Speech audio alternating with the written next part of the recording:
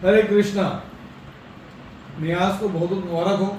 आज नियाज अहमद का माल्टा का वर्क परमिट आया है और इसका मैं पूरा का पूरा श्रेय दूंगा सतनाम जी को। उनके ही एफर्ट से, उनके ही मेहनत से इनका वीज़ा आया है। डेफिनेटली यस, नियाज ने मेहनत करी है। दिखाना फिर नियाज अपना वीज़ा करें।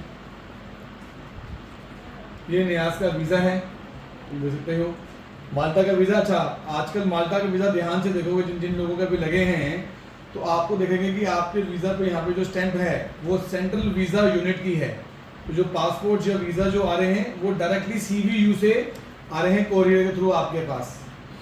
आज जो हम वीडियो बना रहे हैं स्पेसिफिकली हमारा फोकस रहेगा नियाज के साथ कि नियाज का VFS में इंटरव्यू हुआ था।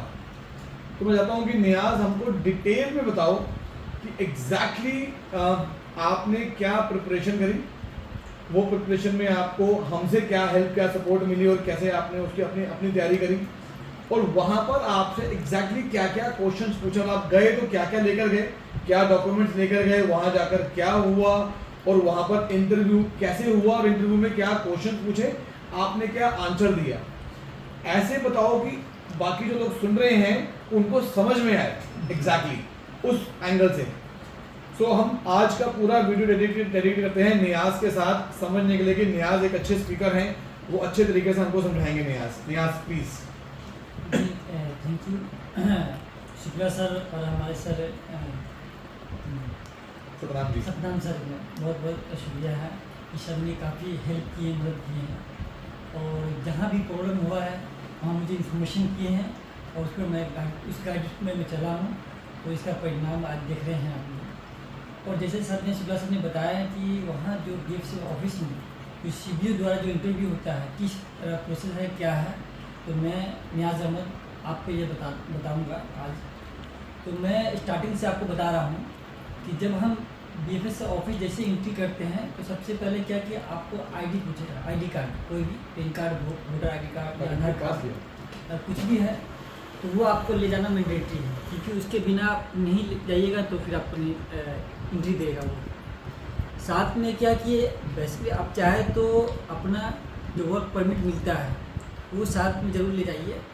और दूसरा कि जो रिसिप्ट जो सबमिट किए रहते हैं आपने फर्स्ट एप्लीकेशन में, क्योंकि वो सबमिट रहेंगे तभी तो आप शो करेंगे ना कि हाँ ये एविडेंस है कि हमने ऑलरेडी वीज़ा के लिए एप्लीकेशन सबमिट कर चुके हैं, तो वो आपको देखेगा वो।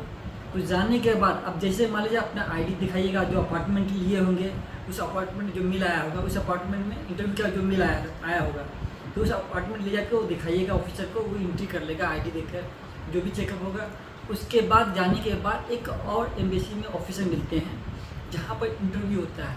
जैसे माल्टा का हमने केबिन नंबर 50 में हम लोग का इंटरव्यू हुआ था, स्पेशल बना हुआ है माल्टा के लिए हुआ स्पेशल। तो बाहर में ऑफिसर होते हैं, वो आपका जो लिस्ट होता है इंटरव्यू वाला, वो उसमें आपका नाम लिखा रहेगा, नेम और पासपोर्ट नंबर लिखा रहेगा।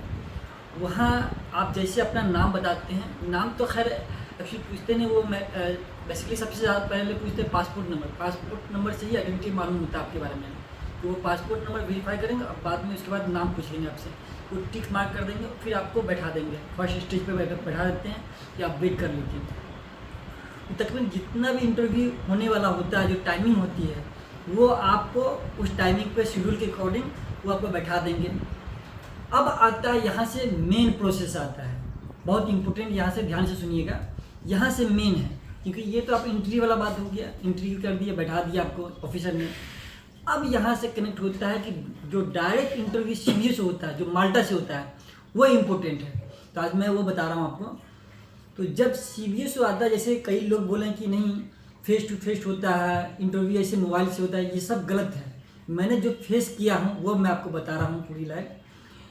जब आप वहाँ जाते हैं CBU में माल्टा के लिए इंटरव्यू देने के लिए, तो वहाँ जो माल्टा में जो ऑफिसर बैठे हुए CBU, वो इंटरव्यू लेते हैं आपको डायरेक्ट। और वो जो हमने बताया कि 50 नंबर जो कमरा नंबर है, केबिन नंबर, वहाँ सेटअप लगा रहता है, बजाते कंप्यूटर रहेगा, आपको LCD रहती, सारा कुछ माइक्रोफोन, सारा कुछ सेटअप है इलेक्ट्रॉनिक मीडिया द्वारा।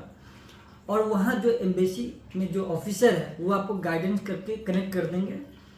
कनेक्ट करने के बाद आपको चेयर दिया जाएगा और आपका ईयर जो फ़ोन है वो लगा दिया जाएगा। उसका इतना रोल होता है कि आपको उस केबिन के अंदर में जैसे एंट्री करते हैं आप, जैसे मान लीजिए इंडिया में इंटरव्यू करते हैं कहते हैं मैं कमिंग सर, उसी तरह प्रॉपर केबिन बनाता है। मान लीजिए आपके जो इंटरव्यू लेने वाले हैं वो समझ लीजिए आप जो इलेक्ट्रॉनिक मीडिया जो खड़ा हुआ है, जो आपको कंप्यूटर है, वो आप समझ लीजिए उनको वो इंटरव्यू ले रहा है आपको, क्योंकि आप उनका फेस नहीं देखिएगा, ओनली फॉर उसकी आवाज़ सुना देगा और वो बबलिंग करता रहता है वो। और जो वहाँ से सीवी से इंटरव्यू ले रहे हैं वो आपको सब कुछ देख रहा है, आपका फेस देख रहा है, आपका हरकत क्या कर रहे हैं, आपका मूवमेंट कर रहे हैं। मतलब नियाज,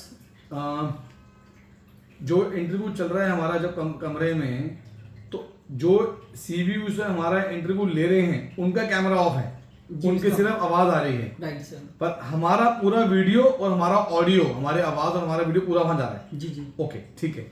ये प्रॉपर वहाँ जाते हैं। उसके बाद जब आप सीट पे बैठ जाते हैं तो वो आपको पहले जैसे बैठते हैं उनको पता रहता है लाइव आपको देख रहा है, तो वो खुद आपको बोल देगा हेलो, वो खुद बोलेंगे आपको, बोल देते हैं, क्योंकि वो देख रहे हैं लाइव, आप तो नहीं देख रहे हैं। तो मगर ये ध्यान रखें, जब आपको जैसे लगाए तो आप पहले ही बोल दिए गुड आफ्टरनून, गुड मॉर्निंग, जो भी टाइमिंग है उस टाइमिंग कि उसे एक्टिव, उसको पता चला कि इंटरव्यू की एक्टिव है पर्सन। इससे मुझे एक चीज याद आई, इसका मतलब ये हुआ कि जब हम उस कमरे में, जो 15 नंबर कमरा बोल रहे हैं ये VFS के अंदर है, जब उस कमरे में एंटर करें तो जनरली हमको क्या दिखता है कि हम कमरे में आए हैं, अभी कोई है तो है नहीं कमरे में, तो बस एक डिवाइस ही है, तो मतलब बाल को सेट कर रहे हैं, कुछ कपड़े ठीक कर रहे हैं, ये कर रहे हैं, ये सब नहीं करना। ये सब कुछ अपना कमरे के बाहर करो। कमरे के अंदर गए हो तो ये मान के चल लो कि वो सामने आपको देख रहे हैं, है ना? राइट सर, राइट, करेक्ट है। बिल्कुल सर, बिल्कुल। तो कमरे के बाहर जो तैयार होना है हो जाओ, जो बाल सेट करने हैं, कॉलर शर्ट जो ठीक करना है कर लो।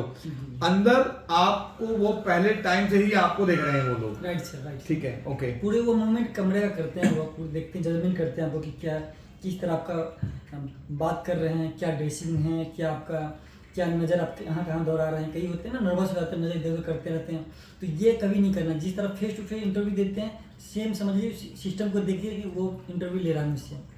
अब यहाँ पर क्या होता है, कई लोग बोलते हैं कि पासपोर्ट नंबर पूछेंगे तो मालूम, पासपोर्ट नंबर सब कुछ को पता रहता है। सबसे पहले आपको पूछ, जैसे मुझसे फेस किया, मैं अपने बता रहा हूँ कि सबसे पहले सेल्फ इंट्रोडक्शन पूछ लेते हैं आपसे। इंट्रोडक्शन जब आप इंट्रोडक्शन देते हैं तो आपके बारे में वो जान लेता है कि आप कितनी क्या कैपेसिटी है, क्या एजुकेशन है, क्या है क्या। अब उस तरह वो क्वेश्चन करते रहते हैं, पुटअप करते रहते हैं। जैसे जब मैं सेल्फ इंट्रोडक्शन दिया, अपना परिचय दिया सारा कुछ, तो देने के बाद उसने बहुत क्वेश्चन पूछते हैं। कई लोग बोलते हैं ना क्वेश्चन इतनी पूछेंगे, नहीं, ऐसा नहीं है। आपको प्रॉपर प्रिपरेशन करना पड़ेगा, जो मैं आपको बता रहा हूँ, जो मैंने फेस किया।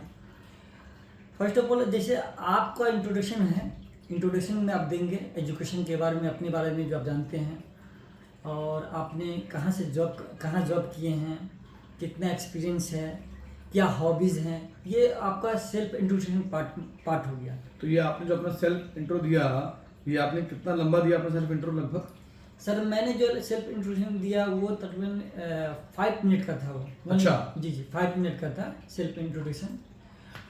क्योंकि कई लोग होते हैं ना कि जल्दी जल्दी बोलते हैं, क्योंकि आपका कम्युनिकेशन इस तरह होना चाहिए कि उनको समझ में आना चाहिए। क्योंकि मान लीजिए मीडिया, ये इलेक्ट्रॉनिक मीडिया है, जल्दी बोलेंगे तो फिर आवाज़ क्योंकि दूर तक टकराती है ना वो, क्योंकि एक तो बंद कमरे हैं, तो बड़ी अच्छा कम्युनिकेशन करना जिससे उनको समझ में कॉन्सेप्ट, क्योंकि आप जब उनकी वॉइस भी सुनिएगा तो आपको समझ में आएगा कि रियल में उसकी बात वॉइस टकराता है। तो इसलिए एकदम नॉर्मल में एकदम कॉन्फिडेंस होकर बताना उन्हें।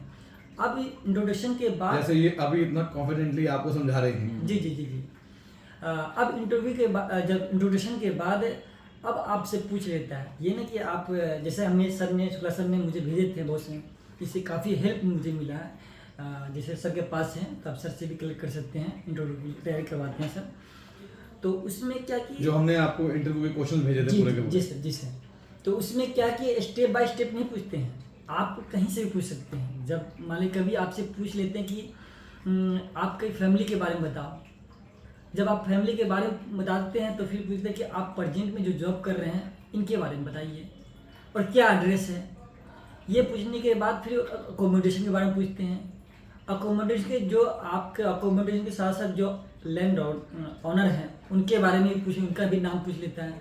जैसे मेरे साथ हुआ था, मेरे साथ क्या रूट के बारे में पूछे थे, रूट क्या, ट्रेवल इंश्योरेंस के बारे में पूछे थे कि आप कौन सी ट्रेवल इंश्योरेंस कर रहे हैं, क्या और क्या किस तरह से जा रहे हैं, तो वो आपको कंफर्म मालूम होना चाहिए। अब एक और इम्पोर्टेंट ओके, तो जो मुझे समझ आया कि इसका मतलब वो लोग क्वेश्चंस को शफल करे जा रहे हैं। जी जी जी कभी पर्सन पूछ रहे हैं जी जी तो कभी पूछ रहे हैं माल्टा के बारे में, राइट सर, कभी फैमिली के बारे में पूछ लिया जी, जी। तो माल्टा में अकोमोडेशन का पूछ लिया, राइट सर, राइट सर। कभी आपकी इंडिया में जॉब पूछ लिया जी, तो जी। कभी एकदम से पूछे कि माल्टा में आप ट्रैवल कैसे करोगे। जी जी तो वो यहाँ वहाँ वो शफल करते रहते जी, जी। हैं, वो एक फ्लो में नहीं जाते, नहीं जिससे कि वो आपको कंफ्यूज करते रहें। तो आप कितने शांत मन से शांति से वो सुनकर जी, जी। और सही आंसर दे रहे हो वो जरूरी है। जी जी बिल्कुल सुंदर। ये स्किल इसलिए पूछते रहते हैं कि वो देखते हैं कि वाकई में आप जो स्किल कर रहे हैं क्या माल्टा में घुमा पूछे कि माल्टा में वाकई में कंफर्टेबल हैं कि नहीं स्किल के काबिल। तो इसलिए पूछते। अब सबसे बड़ी बात यह है कि आपसे वर्क के बारे में पूछ ले कि जिस वर्क के लिए आप जा रहे हैं क्या वर्क प्रोफाइल है, क्या काम करेंगे आप, क्या डेजिग्नेशन है, ये इनके बारे में पूछेंगे। और उसके बाद आपको ये भी पूछ सकते हैं, जैसे मुझसे पूछा था कि क्या आप माल्टा से वापस आएंगे, क्या रहना चाहते हैं, क्या फैमिली को बुलाना चाहते हैं, ये ज़रूर पूछते हैं, जैसे मेरे साथ हुआ था। तो ये भी पूछ लेंगे। अब उसके बाद पूछते हैं क्या मान लीजिए कानून जो वहाँ का है। तो अभी यहाँ पर लोग ये जरूर जानना चाहेंगे कि जब आपसे ये सवाल पूछा तो आपने क्या जवाब दिया। जी जी जैसे मैंने वो पूछा था कि फैमिली, तो मैंने बोला था कि नहीं फैमिली को नहीं लाना चाहता हूँ क्योंकि आई एम मैरिड, मैं शादीशुदा हूँ और मेरे पास 3 चाइल्ड है ना, और वो इंडिया में सेटल है और मैं वर्क पर्पज़ के लिए आया हूँ। और जो भी गाइडेंस है मेरी, जैसे जो माल्टा का रूल्स रेगुलेशन लॉ है मैं उसको फॉलो करूँगा और जो एज पर कॉन्ट्रैक्ट है हमारी कंपनी के द्वारा मैं उस पर गाइडेंस करूँ। क्योंकि इतना क्वेश्चन पूछते तो फिर ज़्यादा पूछते नहीं, क्योंकि आप उसी क्वेश्चन में सारा आंसर बता दें, क्योंकि आप बता रहे हैं कि एज पर कॉन्ट्रैक्ट के बेस पे था, कॉन्ट्रैक्ट जो भी होगा उसको पता है आपको। आप समझे, इसको कहते हैं डिप्लोमेट आंसर। ना तो इन्होंने ये बोला कि नहीं आऊँगा, ना ये बोला कि मैं आऊँगा। क्या सही आंसर क्या है, लीगल आंसर क्या है इसका, कि मैं जो मेरी कंपनी का कॉन्ट्रैक्ट है और जो माल्टा के रूल्स हैं मैं इसको फॉलो करूंगा जी। अब कॉन्ट्रैक्ट में है कि अगर मैंने 3 साल नौकरी करी तो 3 साल नौकरी करूंगा, कॉन्ट्रैक्ट में है कि मैं 1 साल नौकरी करूंगा तो मैं 1 साल नौकरी करूंगा। और वो नौकरी कैसे करूंगा जी, गवर्नमेंट के लॉ के हिसाब से। तो इन्होंने ना तो बोला कि मैं रुकूंगा, ना बोला मैं आऊंगा, मैं तो गवर्नमेंट और कंपनी के लॉ को फॉलो करूंगा। ये बिल्कुल सही डिप्लोमेट आंसर है। इसके बाद उनके पास ज्यादा पूछने को रहेगा नहीं, तो बड़ा सटीक आंसर दिया इन्होंने। Right sir. यस। फिर मुझसे पूछ लिए थे इसके बाद, जब ये होता फिर मुझसे पूछे कि यू आर ड्राइवर। तो फिर क्योंकि मैं तो ड्राइवर, क्योंकि ड्राइवर में तो कई चीज़ है, 2 व्हीलर भी है, 4 व्हीलर भी है। तो रिसेंटली मुझे मालूम हुआ कि माल्टा में ड्राइवर के लिए बहुत दिक्कत हो रही है। तो क्योंकि मैं डिलीवरी पर्सन के लिए जा रहा था, अगर मैं ड्राइवर बोलता तो बहुत दिक्कत हो जाती है। तो मैंने एक्सप्लेन किया कि sir I am not driver, मैं ड्राइवर नहीं हूँ, आई एम 2 व्हीलर राइडर। क्योंकि मैं डिलीवरी पर्सन के लिए, क्योंकि आपको एक्सप्लेन कर बताना पड़ेगा कि रियल में कि आप ड्राइवर है कि नॉन। क्योंकि मैंने मुझसे कई दफ़ा पूछा, 2-3 दफ़ा पूछा कि क्या यू आर ड्राइवर, कई दफ़ा पूछे। तो मैंने बोला no sir I am not driver. मैंने इसको एक्सप्लेन किया sir I am just like a 2 wheeler rider. तो उसको सेटिस्फाइड हुए कि वो बड़ा अच्छा पॉइंट है। अब ध्यान से समझिएगा, हम सब जानते हैं कि माल्टा के अंदर अभी कार ड्राइवर्स को लेकर या 4 व्हीलर ड्राइवर्स को लेकर लाइसेंस कैटेगरी के अंदर काफ़ी चेंजेस हुए हैं और काफ़ी सारे लोगों की जॉब चली गई बिकॉज ऑफ लाइसेंस को लेकर। वहाँ पे जो रूल्स चेंज हुए हैं, हम वो रूल्स डिस्कस नहीं कर रहे, लेकिन हम सबको पता है। अब टेक्निकली देखा जाए तो अगर आप साइकिल चला रहे हो तो भी आप साइकिल ड्राइव कर रहे हो, आप 2 व्हीलर चला रहे हो तो भी आप ड्राइव कर रहे हो, और 4 व्हीलर भी ड्राइव कर रहे हो, तो टेक्निकली तो आप ड्राइवर ही हो। लेकिन अगर वो स्ट्रेस डाल रहे हैं कि ड्राइवर के ऊपर, तो इन्होंने क्या करा, जब इनका मन शांत था, आराम से इंटरव्यू दे रहे थे, तो इन्होंने उनकी बात को समझा कि ये ड्राइवर पे स्ट्रेस दे रहे हैं और ड्राइवर में प्रॉब्लम है। तो इन्होंने अपने शब्दों को चेंज कर दिया कि मैं ड्राइवर नहीं हूं, मैं 2 व्हीलर राइडर हूं। और साथ में क्या करा, बॉडी लैंग्वेज भी कर दी, मतलब शब्द भी करा और अपनी बॉडी लैंग्वेज से भी कर दिया कि मैं 2 व्हीलर हूं, मैं 4 व्हीलर नहीं, मैं 2 व्हीलर राइडर हूं। बात वही है, 2 व्हीलर राइडर बोलो या 2 व्हीलर ड्राइवर बोल लो, लेकिन ड्राइवर में दिक्कत है तो इन्होंने वो शब्द घुमाकर राइडर बोल दिया और इशारा कर दिया। ये एक बहुत इंपॉर्टेंट चीज था इनके वीजा के अंदर। तो जो लोग डिलीवरी ड्राइवर जॉब्स के लिए जा रहे हैं उनके लिए बड़ा इंपॉर्टेंट पॉइंट है कि ये इंटरव्यू में वो ऐसे शब्दों को घुमा सकते हैं। Yes please. फिर ये जब बात मेरी ख़त्म हुई थी तो फिर सर ने थोड़ा एक सेकेंड के लिए उसने होल्ड हो गया था, सोचने से क्या करूँ, क्योंकि मेरा लंबा इंटरव्यू चला था, 25 मिनट का इंटरव्यू था। फिर उसके बाद मुझे पूछ लिए, फिर उसके बाद आ गया कि आप माल्टा क्यों आना चाहते हैं, है ना। तो मैंने उसका जवाब दिया था कि मैंने I drop to CV online portal पर, और उसके बाद मुझे ऑफ़र मिल गया, इसके बाद मैं इसलिए ड्रॉप कर दिया। उनके बाद जब मैं जब उसका जवाब दे दिया तो फिर मुझसे पूछ लिया कि आप फ्यूचर में क्या करना चाहते हो हमारा। तो अब ये मेरे लिए डिफ़िकल्ट क्वेश्चन है कि क्या फ्यूचर बताऊं। तो फिर मैंने रिसेंटली उसी से मैं दिमाग क्लिक किया और मैंने बताया कि sir I am married, I have 3 child, मेरे पास 3 बच्चे, मैं शादीशुदा हूँ, और फ्यूचर में मुझे एक कार खरीदना है बच्चे को फ्यूचर ब्राइट करने के लिए, क्योंकि मैं उसी के रिलेटेड ड्राइव कर रहा था। तो मान लीजिए अभी मैं राइडर हूँ, फॉर द फ्यूचर प्रमोशन में द कार ड्राइवर बन सकता हूँ। तो देन इसके लिए मैंने उनको बोला कि मैं फ्यूचर में कार खरीदना चाहता हूँ एज फॉर अपने चाइल्ड के लिए, क्योंकि उसके करियर के लिए अभी पढ़ रहा है बच्चे। क्योंकि मैरिड, इसलिए मैं मैरिड शो करता हूँ, जो मैरिड शादीशुदा है उसको इसलिए शो करना चाहिए, क्योंकि मैरिड से प्लस पॉइंट ये कि उसको पता है कि जब इंडिया में शादीशुदा है तो वो बंदा वहाँ ठहरेगा नहीं, वहाँ या मूव नहीं करेगा किसी के लिए, वो उस मकसद एम्प्लॉयमेंट मकसद के लिए जा रहा है, जॉब के लिए मकसद जा रहा है, वो जॉब करेगा, जो भी कॉन्ट्रैक्ट होगा फिर वो आएगा इस पर। मतलब पॉइंट ये है कि वो वहाँ जाकर इलीगल नहीं होगा, वो लीगल रहेगा, लीगली रूल्स फॉलो करते हुए काम करेगा, पैसा कमाएगा और अपने देश वापस आएगा या अपने परिवार के लिए पैसा कमाएगा लीगल रहते हुए। जी वेरी गुड। यस, मेरा एक क्वेश्चन है आपसे, जो इंटरव्यू प्रिपरेशन के क्वेश्चंस हमने आपको दिए थे, क्या ऑलमोस्ट क्वेश्चंस उसी में से थे? ऑलमोस्ट? हाँ सर, ऑलमोस्ट उसी में से थे और मैक्सिमम उसी में से थे। और कुछ जो जैसे मैंने बताया सर, कुछ जनरल चीज़ पूछ लेते हैं, जैसे मैंने कुछ फैमिली के अलावा पूछ लेते हैं। तो वो जनरल चीज क्या पूछते हैं वो समझिए आप। जनरल में वो क्या करते हैं, आपके आंसर में से ही क्वेश्चन निकाल लेते हैं। आपने जो आंसर दिया, मान लो आपने बोला कि जी मेरे फादर ये करते हैं, तो वो क्या पता आपके उस आंसर में से ही आपके फादर के बारे में कुछ क्वेश्चन पूछ लें, या मेरे भाई बहन ये करते हैं, या मेरा बच्चा ये कर रहे हैं, जो भी आप बता रहे हो वो आपके आंसर में से ही कोई क्वेश्चन निकाल सकते हैं। तो आपको अपनी कॉमन सेंस और शांत मन से ही इंटरव्यू देना चाहिए। जी सर। नियाज, कोई खास टिप आप देना चाहेंगे लोगों को? हाँ, मैं खास टिप ये देना चाहता हूँ कि जब सर अगर कांटेक्ट करें सर से इंटरव्यू क्वेश्चन के लिए, क्योंकि बहुत अच्छा गाइड्स करते हैं सर, और जो भी दिक्कत है सर से बात कर सकते हैं। और तीसरी बात है ये कि आप ये मत सोचिए कि हाँ अगर बाहर के लिए, माल्टा के लिए वीज़ा आता है या कुछ इस तरह हो रहा है तो मैं लगाऊं फाइल और वीज़ा आ जाए, ऐसा नहीं है, मुमकिन नहीं है। क्योंकि आपको प्रॉपर उस पर फोकस रखना पड़ेगा, प्रॉपर उसी पर ध्यान रखना पड़ेगा और उसकी तैयारी करनी पड़ेगी, क्योंकि मेहनत करेंगे तो उसका रिजल्ट आएगा, ऑब्वियसली बात है। जैसे मैंने मेहनत किया हूँ तो उसका रिजल्ट आएगा, क्योंकि सर हमारे जो है गाइडर हैं। एक गाइडर क्या होता है, गाइडेंस कर सकते हैं, दिखा सकते हैं, मगर मेहनत कौन करेगा? आपको खुद करना पड़ेगा ना। जैसे टीचर हैं, बच्चों को पढ़ाते हैं, बताते हैं क्या पढ़ना नहीं पढ़ना, अब घर पर जाते हो आपको खुद पढ़ना पड़ेगा ना। अब जब खुद नहीं पढ़ेंगे तो क्या रिजल्ट मिलेगा? नहीं मिलेगा। तो इसी तरह हमारे सर हैं, गाइड करते हैं, वो प्रॉपर अच्छे गाइडर हैं। आप उसके गाइड पर फॉलो करेंगे तो 100% रिजल्ट मिलेगा उसका।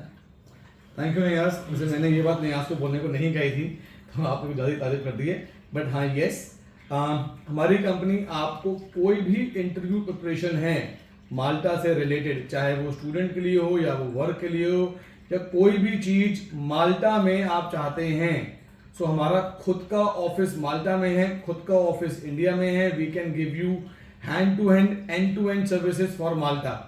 जैसे अभी जब नियाज आए तो एक इशू था कि यार अकोमोडेशन कैसे करेंगे, तो हमने अभी एक दो जगह कॉल करा माल्टा में, और by the grace of God इनका यहीं अभी बैठे बैठे गए भी नहीं है, और वहाँ पर हमारी अकोमोडेशन की ऑलमोस्ट प्रॉब्लम सॉल्व हो गई है हमारी।